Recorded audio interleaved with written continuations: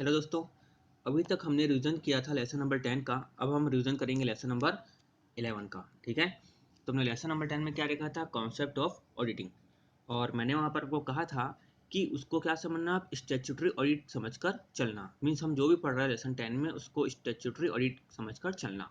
ठीक है, क्योंकि देखो स्टैट्यूटरी ऑडिट का मतलब क्या होता है, जो मतलब ऑडिट का होता है। मीन्स स्टैट्यूटरी ऑडिट का मतलब ये यही होता है कि बुक्स ऑफ अकाउंट को चेक करना। और बुक्स ऑफ अकाउंट को कौन चेक करेगा? इंडिपेंडेंट क्वालिफाइड पर्सन चेक करेगा। और वो सर्टेन करेगा कि balance sheet and trading and P and L account true and fair view दे रहा है कि नहीं। और ऑडिट में भी हमने यही देखा कि क्या लिखा था कि बुक्स ऑफ अकाउंट को चेक करना। और कौन चेक करेगा? इंडिपेंडेंट क्वालिफाइड पर्सन चेक करेगा। ठीक है, अब हम स्टार्ट करते हैं लेसन नंबर 11। इसमें क्या लिखा हुआ है? टाइप्स ऑफ ऑडिटिंग, कि ऑडिट के स्टैट्यूटरी ऑडिट के अलावा और कौन कौन से ऑडिट के टाइप होते हैं। ठीक है, अच्छा सबसे पहले हमने लेसन 10 में देखा था लर्निंग ऑब्जेक्टिव। तो यहाँ पर लर्निंग ऑब्जेक्टिव देखने में समझ में नहीं आएगा, हम डायरेक्ट देखेंगे इसको लास्ट में। अच्छा इसको एक काम करना, आप ही देख लेना, क्योंकि सब कुछ पढ़ने के बाद आपको समझ में आ जाएगा कि लर्निंग ऑब्जेक्टिव में क्या लिखा हुआ है। ठीक है, अब स्टार्ट करते हैं हम यहाँ से। Audit under the companies act 2013। ठीक है, इसमें लिखा हुआ है कि companies act 2013 is focused on, किस पे फोकस करता है? ट्रांसपेरेंसी एंड डिस्क्लोजर पे। ठीक है, कंपनीज एक्ट 2013 किस पे फोकस करता है? ट्रांसपेरेंसी एंड डिस्क्लोजर में।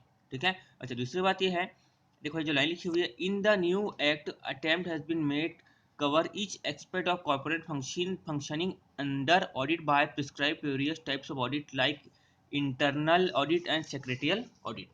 तो जो वर्ड लिखा हुआ है ये आपको, ये पूरा जो चैप्टर है उसको खत्म करने के बाद आपको यहाँ से जो लाइन लिखी हुई है वो समझ में आएगी। ठीक है, तो लास्ट में हम लोग ये लाइन को समझेंगे।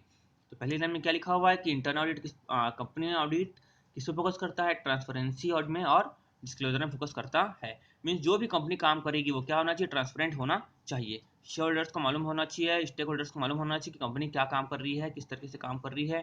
ठीक है, और कंपनी को क्या करना पड़ेगा? इसका प्रॉपर डिस्क्लोजर करना पड़ेगा। ये बोलता है कंपनीज एक्ट 2013। उसके बाद सेकंड आता है स्टैट्यूटरी ऑडिट। ठीक है, वो स्टैट्यूटरी ऑडिट यानी वही जो भी हमने अभी तक देखा, इसको क्या बोलते हैं? फाइनेंशियल ऑडिट भी बोलते हैं। ठीक है, इसमें क्या कंडक्ट किया जाता है? असर्टेन करने के लिए कि balance sheet and P and L account क्या कर रहा है? ट्रू एंड फेयर व्यू दे रहा है कि नहीं दे रहा है। ठीक है, सब कुछ वही है जो हमने पढ़ा। ठीक है, अब यहाँ से देखते हैं कि other user of financial statement, कि फाइनेंशियल स्टेटमेंट यूजर कौन कौन होते हैं। मीन्स मैंने आपको बताया था कि जो शेयर होल्डर्स होते हैं, स्टेक होल्डर्स होते हैं, वो किस पे रिलाई करते हैं, किस पे भरोसा करते हैं? ऑडिटेड फाइनेंशियल स्टेटमेंट पर भरोसा करते हैं। तो अब ये लिखा हुआ है कि other user of financial statement example trade creditors, banks, financial institution, tax authorities, government authorities, labour union, ये सब किस पे भरोसा करते हैं?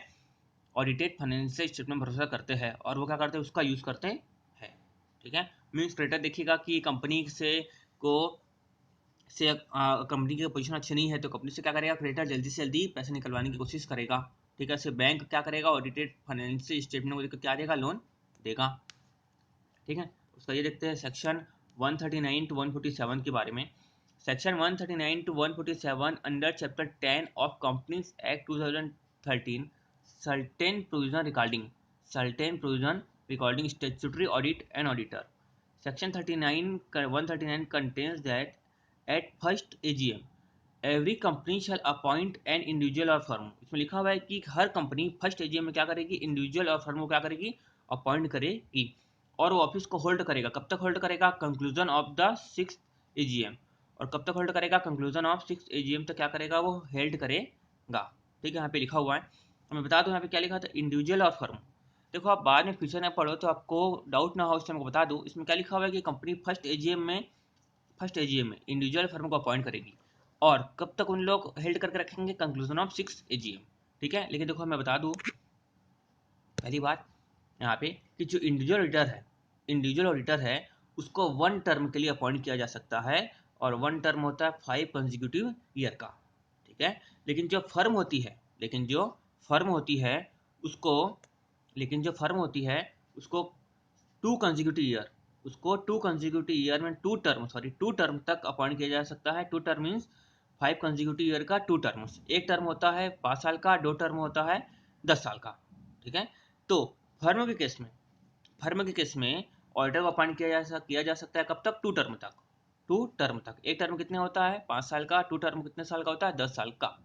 ठीक है, तो ये फ्यूचर में आप पढ़ो तो आपको डाउट ना हो कि ऑडिट हो या इंडिविजुअल हो या फिर फर्म हो, उसको 5 साल के लिए ही अपॉइंट किया जा सकता है, आपको डाउट ना हो, इसलिए यहाँ पे नोट्स बना के मैं रखा हूँ। ठीक है, आप खाली इसको लिख लीजिए रेफरेंस के लिए। ठीक है, बस करके हम आगे चलते हैं। ठीक है, यहाँ पे हमने ये देखा कि होल्ड ऑफिस कब तक करेगा, कंक्लूजन ऑफ 6th AGM तक करेगा। ठीक है, उसके बाद section 149 contains that a person shall be eligible for appointment as an auditor of a company only if he is a charter accountant. ये हमने पहले भी देखा है कि जो चार्टर अकाउंटेंट होगा वही क्या होगा, अपॉइंट होगा स्टैट्यूटरी ऑडिट के लिए।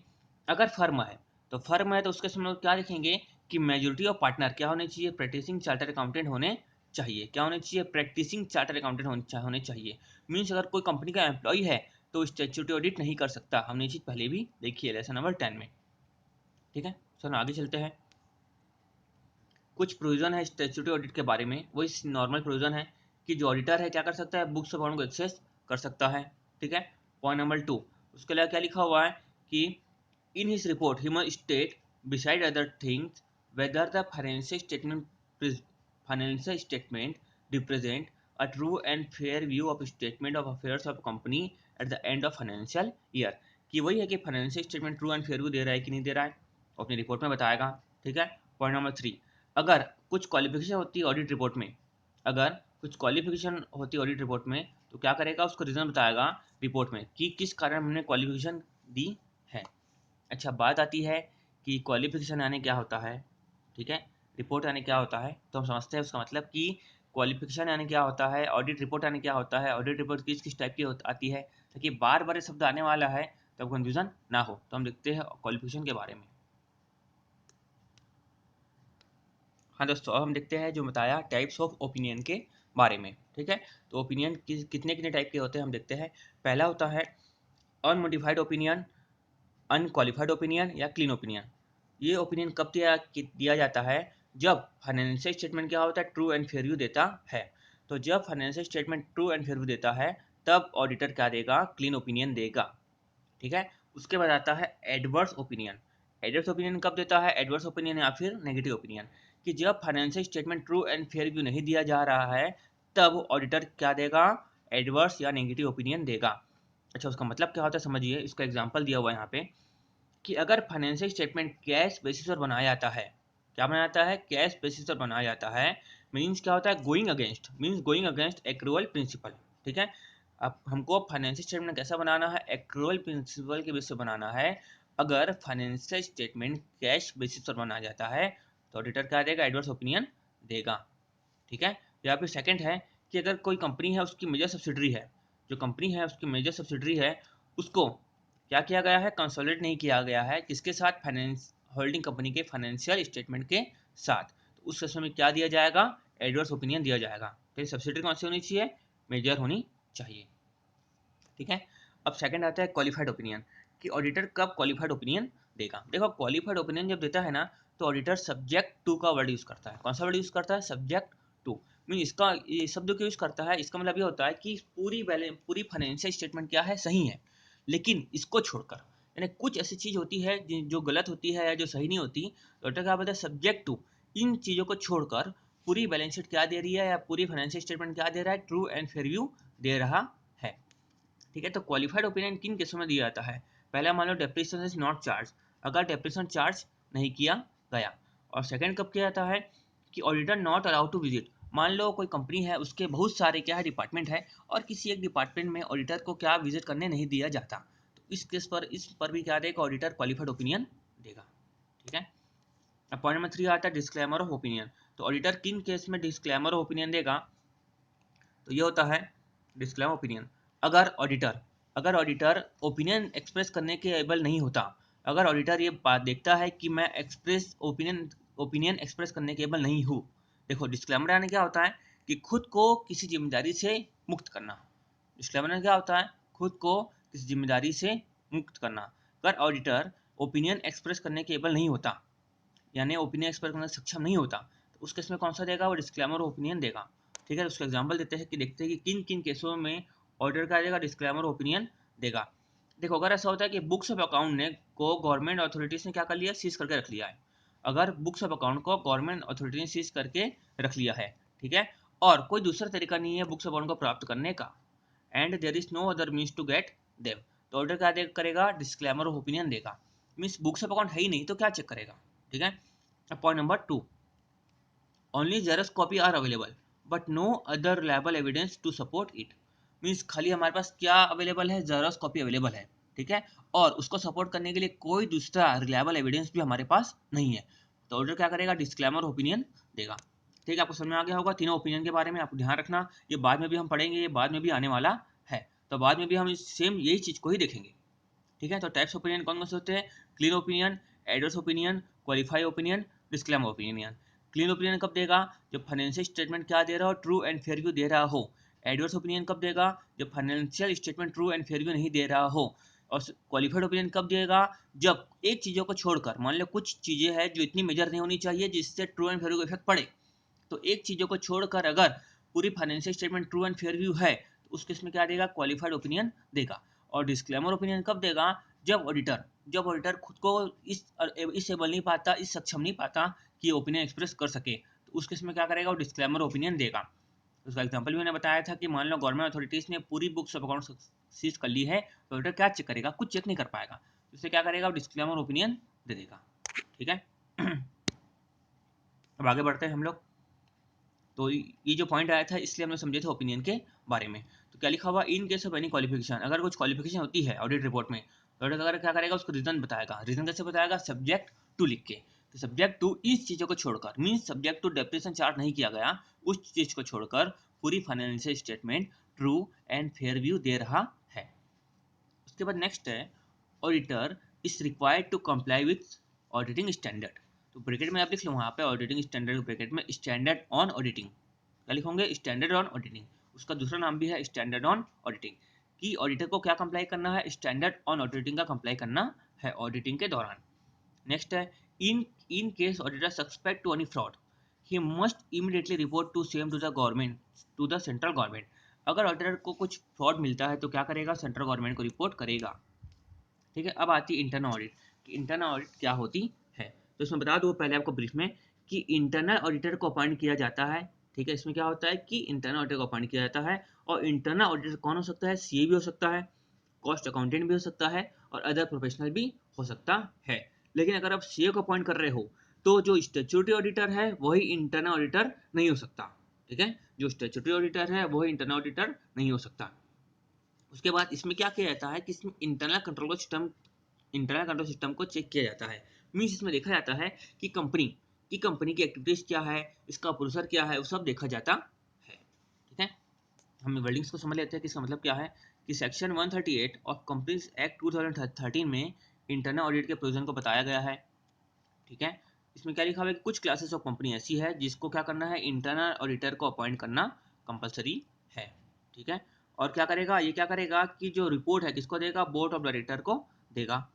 उसके बाद लिखा है कि any chartered accountant except statutory auditor, जो आपको बताया कि स्टैट्यूटरी ऑडिटर को अपॉइंट, जो स्टैट्यूटरी ऑडिटर है वही इंटरनल ऑडिटर अपॉइंट नहीं हो सकता, ठीक है। तो सीए हो सकता है, कॉस्ट अकाउंटेंट हो सकता है, या फिर कोई दूसरा प्रोफेशनल हो सकता है, ठीक है, जो भी बोर्ड अपॉइंट कर सकता है उनको।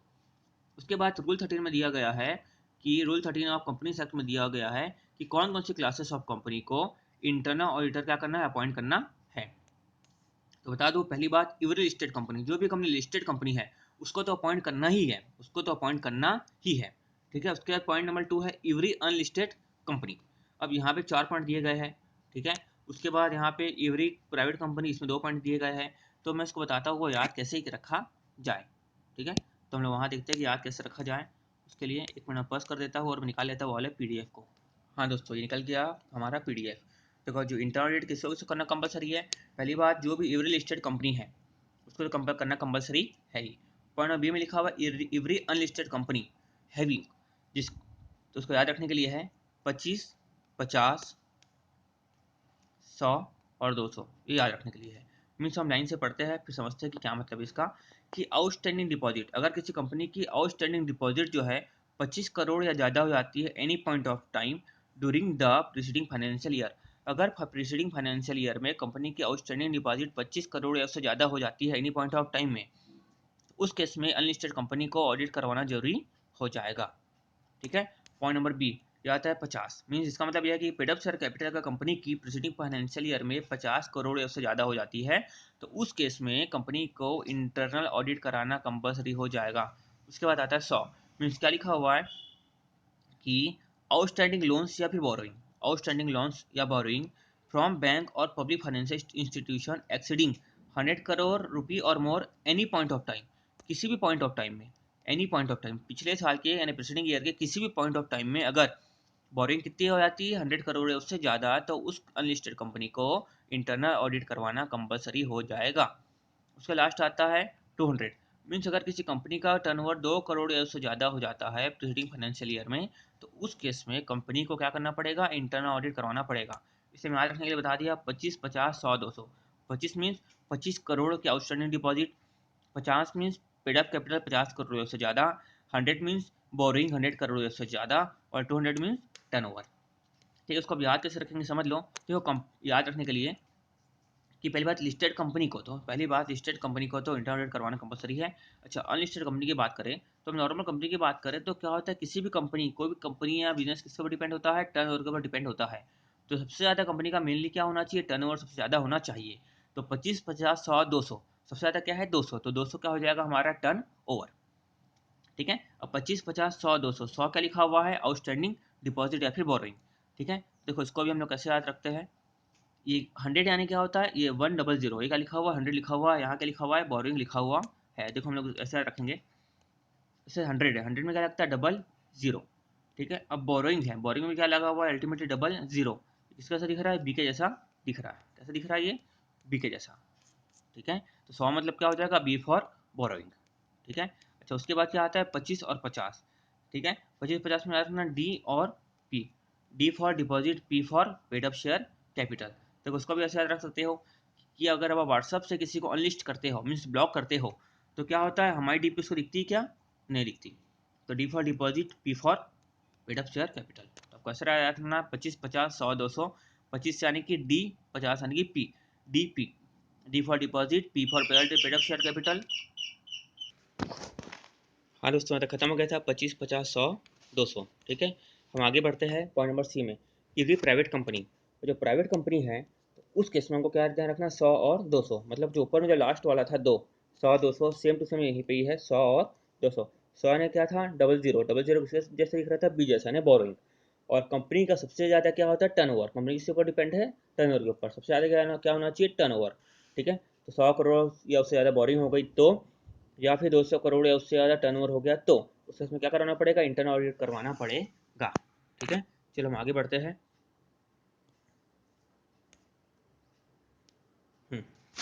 ठीक है, यहाँ तक हमारा खत्म हो गया। उसको हम देखते हैं सेक्रेटल ऑडिट को। ठीक है, इसके बारे में हमको एक ब्रीफ बता दूँ कि जो सेक्रेटल ऑडिट है, जो सेक्रेटरी ऑडिट है वो कौन करेगा, प्रैक्टिसिंग कंपनी सेक्रेटरी करेगा। याद रखना कौन करेगा, प्रैक्टिसिंग कंपनी सेक्रेटरी करेगा। और उसमें देखा जाए, वो देखेगा कि वेरियस लॉ और रेगुलेशन का कंप्लाइंस हुआ है कि नहीं हुआ है। क्या देखेगा कि लॉ और रेगुलेशन का कंप्लाइंस हुआ है कि नहीं हुआ है। देखो रेगुलेशन मीन्स क्या होता है, कंपनी है तो कंपनी ने कंपनीज एक्ट का प्रॉपर कंप्लाइंस किया गया है कि नहीं किया है, वो कौन देखेगा, सेक्रेटरी ऑडिट के केस में प्रैक्टिसिंग कंपनी सेक्रेटरी देखेगा। ठीक है, बात समझ में आई। अच्छा, उसके बाद हम ये देखते हैं कि इससे क्या होता है, कंपनी को हेल्प मिलती है। कि कंपनी को क्या हेल्प मिलती है कि कंपनी ने करेक्टिव लॉ का कंप्लाइंस किया गया है कि नहीं किया है। अगर नहीं किया है तो क्या करता है, सजेशन देता है, ये रिपोर्ट प्रोवाइड करता है। कौन प्रोवाइड करता है, प्रैक्टिसिंग कंपनी सेक्रेटरी। ठीक है, तो हम रीड करते हैं इसके बारे में कि secretary audit is a compliance audit. जो बताया क्या है, कंप्लाइंस ऑडिट है and is a part of total compliance management in an organisation. ठीक है, the secretary audit is effective tool for corporate compliance के लिए क्या इफेक्टिव टूल है, ये हेल्प करता है to detect non compliance and take corrective actions. कि कहाँ पर नॉन कंप्लाइंस हुआ है और क्या देखता है और क्या लेता है, करेक्टिव मेजर लेता है। ठीक, उसके बाद देखते हैं secretarial audit is a process to check compliance with provision of various law, rules, regulation, procedure, maintenance of book records, ये सब चीज देखेगा by an independent professional to ensure that the company has complied with the legal and procedure requirement. क्या देखिएगा, company ने legal और procedure requirement comply किया है कि नहीं किया है वो देखिएगा, and also followed the due processes. It is essential a mechanism to monitor compliance with the requirement or stated law. जो देखिए हमने वही सेम टू सेम है, वही दिया है सेक्रेटरी ऑडिट के बारे में कि सेक्रेटरी कंपनी सेक्रेटरी एक्ट कौन सा है, 1980 है, ठीक है। अच्छा उसके बाद देखते हैं हम इसको सेक्रेटरी ऑडिट क्यों करते हैं, कि होता क्या है कि लॉ की कॉम्प्लेक्सिटी बढ़ गई है, ठीक है, और डायरेक्टर के ऊपर रिस्पॉन्सिबिलिटी बढ़ गई है, तो इससे क्या होता है कि सेक्रेटरी ऑडिट द्वारा ऑडिट की जाती है, ठीक है, जिससे क्या हो सके कि लॉ का प्रॉपर कंप्लाइंस हो सके। क्यों हो सके, क्योंकि लॉ की कॉम्प्लेक्सिटी बढ़ गई है और डायरेक्टर के ऊपर रिस्पॉन्सिबिलिटी भी बढ़ गई है, यहाँ पे ये दिया हुआ है, ठीक है। तो नेक्स्ट वाला देखते हैं, नेक्स्ट पैराग्राफ, कि secretarial audit is a continued basis would help the company in initiating corrective measure and strengthening its compliance mechanism and processes। वो चीज़ है जो ऊपर दी हुई है। It is recommended that secretarial audit carried out periodically, quarterly, half yearly, and adverse in finding, if any, to be communicate, किसको communicate करेंगे, board को, क्यों, for corrective actions, ठीक है। The multiplicity of law, rules, regulations, etc. are necessitate introduction of a compliance management system to ensure compliance of all regulation to company. This has a two-told objective। पहला दूसरा दो objective है, पहला क्या है कि स्टेक होल्डर्स के interest को प्रोटेक्ट करना, और दूसरा क्या है कि अगर कंप्लाइंस ऑडिट होती है तो मालूम चलता है कि कहाँ पर नॉन कंप्लाइंस हुआ है, तो उस केस में क्या होता है कि कंपनी के ऊपर कोई लीगल एक्शंस होता है तो वो क्या हो जाता है, अवॉइड हो जाता है, ठीक है।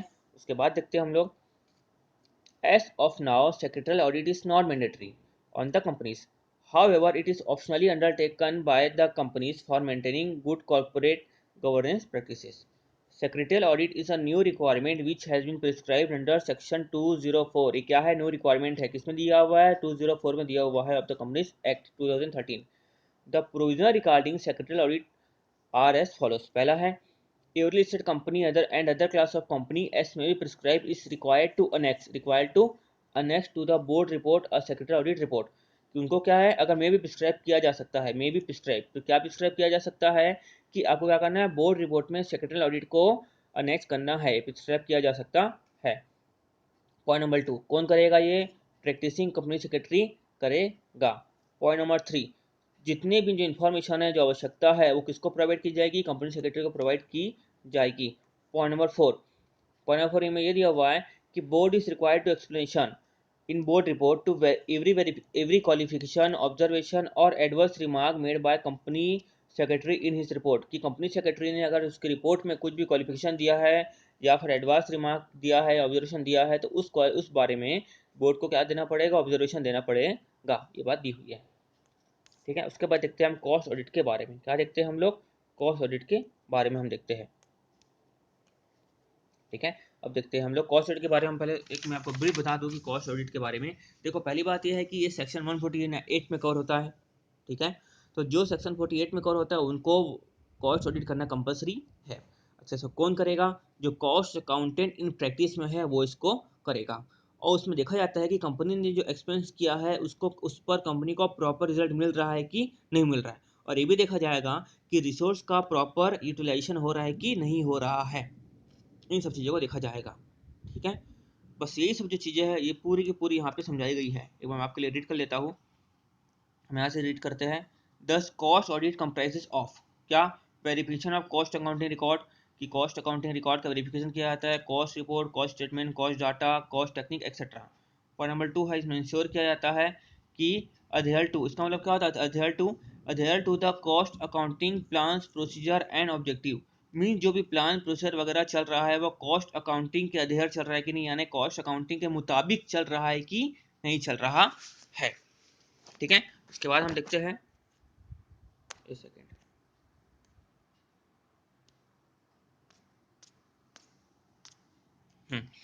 तो उसके बाद हम लोग देखते हैं, ministry of corporate affairs, ministry of corporate affairs has issue mandatory cost audit order on comprises engage in bulk drugs. अगर ड्रग्स के केस में होगा, fertiliser, sugar, telecommunication, industrial alcohol, electricity and petroleum, ठीक है, और and if in immediate previous year aggregate value of net worth the specified limit. Means ministry of corporate ने इन लोगों के लिए क्या किया है, ऑर्डर किया है कि इनको कॉस्ट ऑडिट करवाना पड़ेगा, और उनकी अगर नेटवर्थ जो है स्पेसिफाइड लिमिट से ज़्यादा हो जाती है तो इन लोगों को क्या करवाना पड़ेगा, कॉस्ट ऑडिट करवाना पड़ेगा। ठीक है, उसका क्या लिखा हुआ है, कॉस्ट ऑडिटर है जज। कॉस्ट ऑडिटर क्या जज करेगा कि जो एक्सपेंडिचर है वो जो डिजाइन किया गया है वो ऑप्टिमम रिजल्ट दे रहा है कि नहीं दे रहा है, वो देखा जाएगा। ठीक है, उसका पॉइंट नंबर 2 देखा जाएगा कि size and channel of expenditure were design to produce the best result, कि जो भी एक्सपेंडिचर है बेस्ट रिजल्ट दे रहा है कि नहीं दे रहा है, वो देखा जाएगा। पॉइंट नंबर 3 ये देखा जाएगा कि जो एक्सपेंडिचर से रिटर्न मिल रहा है कि नहीं, जो किसमें किया गया है, कैपिटल में किया गया है, ये सब देखा जाएगा। उससे तो वही है कि कॉस्ट ऑडिट इज यूजफुल, किसके लिए यूजफुल है, कॉस्ट कंट्रोल करने के लिए, कॉस्ट रिडक्शन के लिए, proper utilisation of scarce resources के लिए। ठीक है, ये सब बातें दी हुई है। इसका फिर वही दिया हुआ है मेन प्रोविजन, कि मेन प्रोविजन क्या है, कॉस्ट ऑडिट के बारे में मेन प्रोविजन क्या है। सर्टेन क्लासेस ऑफ कंपनी जो इंगेज है किसमें, production of goods and service, खाली गुड्स नहीं, गुड्स एंड सर्विस में जो इंगेज है उसको क्या करवाना पड़ेगा, कॉस्ट ऑडिट करवाना पड़ेगा। एंड क्या है, उसका जो नेटवर्थ है, नेटवर्थ क्या है, अगर नेटवर्थ जो है अगर प्रिस्क्राइब स्पेसिफाइड लिमिट से क्या है, ज़्यादा है तो। पॉइंट नंबर 2 इसमें ये कौन करेगा, कॉस्ट अकाउंटेंट करेगा। पॉइंट नंबर 3 ये क्या है, कंपनी की ड्यूटी है कि सभी असिस्टेंट किसको प्रोवाइड करे, कॉस्ट ऑडिटर को सभी असिस्टेंट प्रोवाइड करे। ठीक है। पॉइंट नंबर 4 इसमें जो भी क्वालिफिकेशन डिसक्वालिफिकेशन जो भी ऑडिटर की होती है वही कॉस्ट ऑडिटर के ऊपर भी लागू होगी। ठीक है। लास्ट में दिया हुआ है कि कॉस्ट ऑडिटर उसकी रिपोर्ट सबमिट करेगा डायरेक्टर को, और director with in 30 days, director क्या करेगा, विद इन 30 डेज रिपोर्ट किसको सबमिट करेगा, गवर्नमेंट को सबमिट करेगा। ठीक है। अच्छा, other form of audit, other form of audit में देखते हैं क्या क्या आता है। टैक्स, सबसे पहले आता है टैक्स ऑडिट। तो टैक्स ऑडिट के बारे में हम बता देता हूँ कि कुछ ऐसे एसएससी होते हैं जिनका टर्नओवर या फिर रिसिप्ट जो इनकम टैक्स प्रोविजन में जो लिमिट दी हुई है उससे ज़्यादा हो जाता है,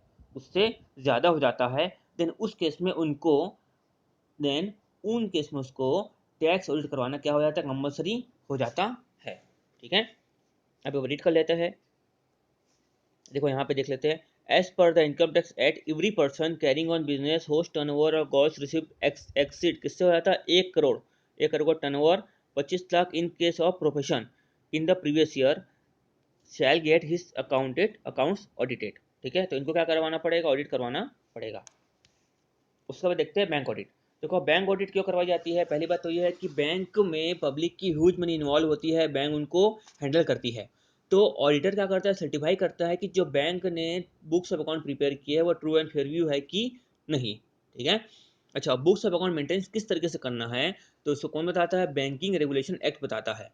बैंकिंग रेगुलेशन एक्ट बताता है कि बुक्स ऑफ अकाउंट किस तरीके से मेंटेन करना है। ठीक है, और जो एक्ट ने बताया है उस तरीके से बुक्स ऑफ अकाउंट मेंटेन हुआ है कि नहीं हुआ है, उसको कौन सर्टिफाई करेगा, ऑडिटर सर्टिफाई करेगा। ठीक है, अब हम समझते हैं बैंक ऑडिट के बारे में, पढ़ लेते हैं कि huge amount of public money handled by the bank, bank क्या करती है, ह्यूज अमाउंट पब्लिक की हैंडल करती है।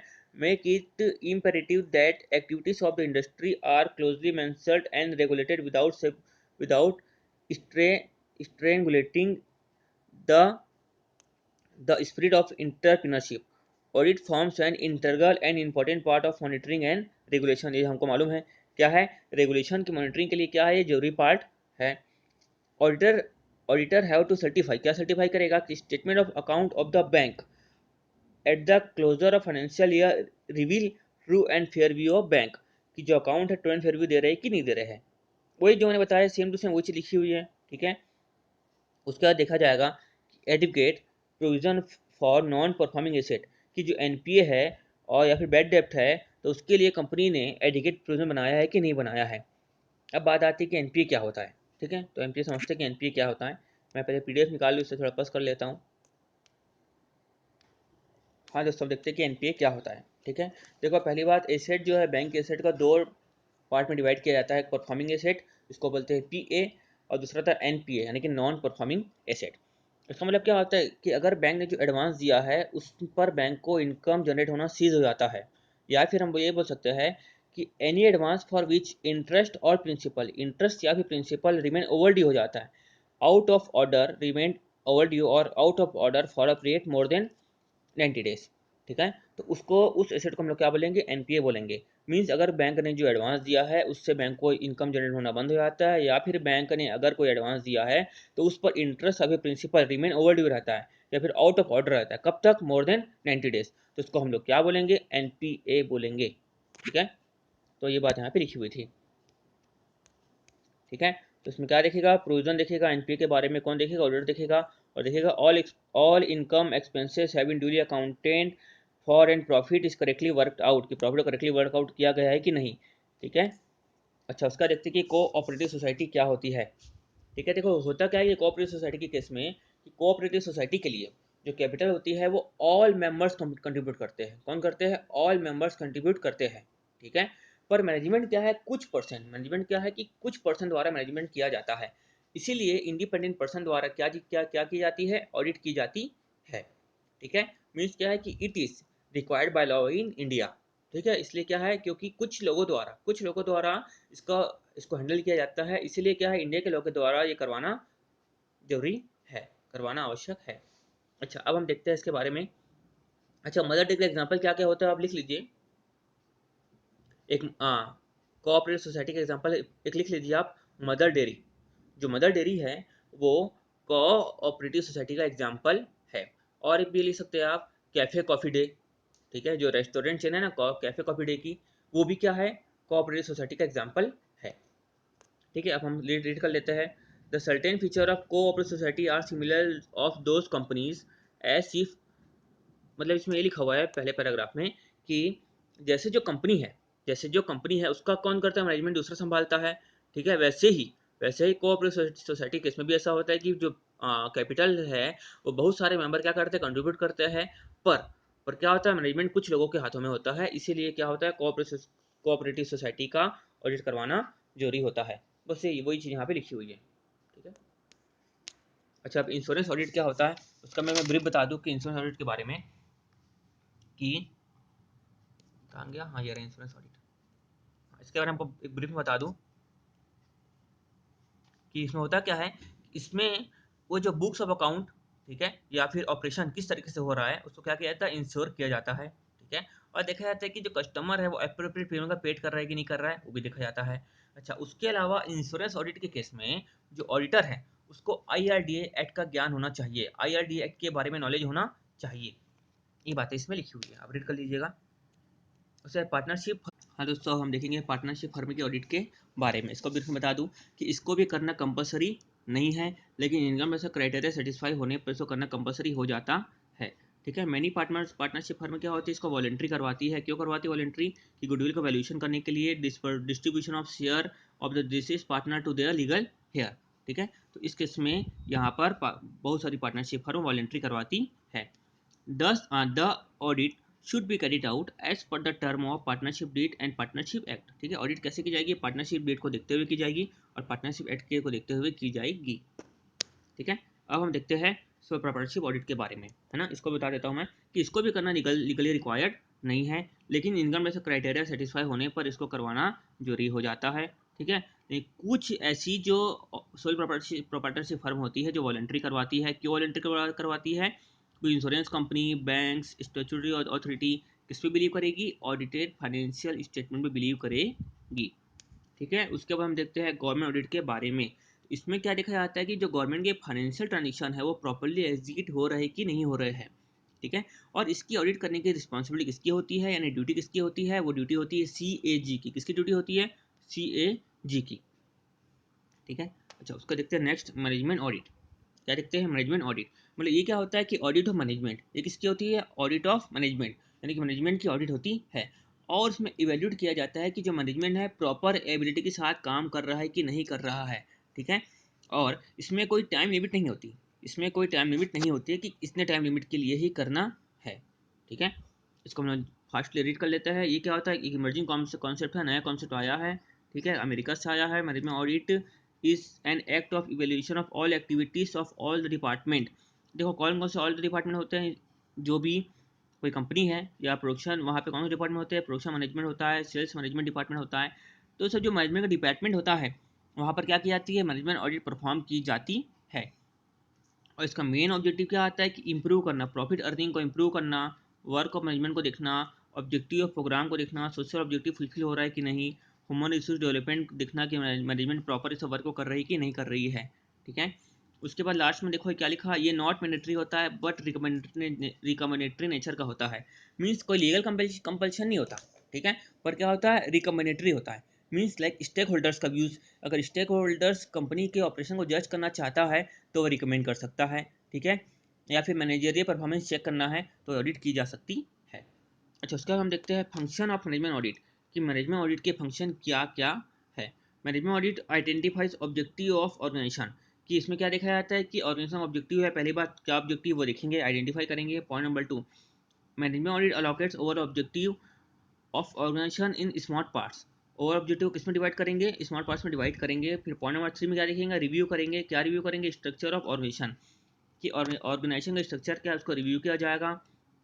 Point number 4, management audit examine all scope of work and liability centre, सभी स्कोप ऑफ वर्क को देखेंगे और देखेंगे कि जिम्मेदारी का प्रॉपर निर्वहन हो रहा है कि नहीं हो रहा है। लायबिलिटी सेंटर मीन्स कि जिम्मेदारी का प्रॉपर निर्वहन हो रहा है कि नहीं। पॉइंट नंबर 5 में क्या होगा कि कुछ वैल्यूएबल सजेशन है जो प्रोवाइड किए जाने चाहिए वो प्रोवाइड किए जाएंगे, ठीक है। अब समझते हैं प्रोप्राइटरी ऑडिट के बारे में।